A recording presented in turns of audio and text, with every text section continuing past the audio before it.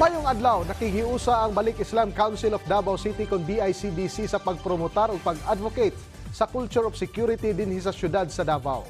Kini base sa lang ipahigan nga pinakaunang Balik Islam Council Congress 2023 niadtong adlawng Sabado, September 23, 2023 sa Almendras Gym, Davao City, kung asa gipromotar nila ang advokasya nga kapag may nakita magsalita sa local government unit kon LGU dinhi sa Davao City.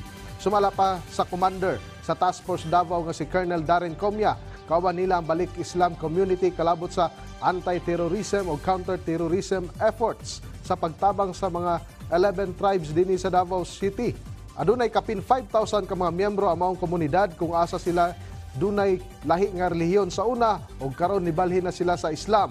Ang Balik Islam Council Congress 2023 gipasalmutan usab sa mga opisyal sa local government unit dinhi sa syudad sa Davao. Ang sektor ito, but in Islam faith, ang nakita kasi natin na kailangan natin i-mainstream lahat ng sektor. Wala tayong iiwanan, wala tayong maiiwan sa baba, walang second-class citizen, lahat pantay-pantay, walang discrimination, walang rejection.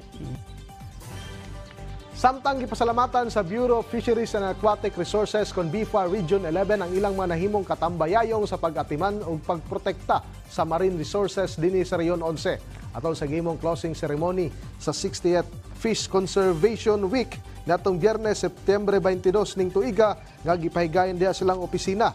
Tema sa Fish Conservation Week karong tuiga ang masaganang pangisdaan, maunlad na ekonomiya. Sumala pa ni BIFAR 11 Regional Director Raul Miliana tumong sa Conservation Week nga ang pagkabot sa food security ug sustainability dinhi sa rehiyon.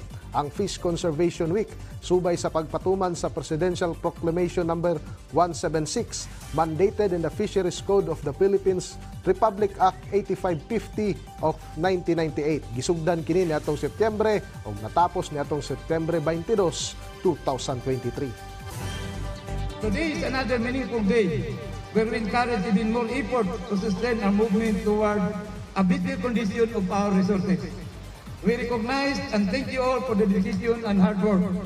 This is an expression of unity and an opportunity to share our mission, insights, and thoughts on how we can serve the public better in terms of protecting, conserving, and sustaining our food resources, our marine resources. Og mao katong mga nag-unang mga balita gikan dinhi sa PTV Davao, ako si Julius Pakot. Mayong adlaw.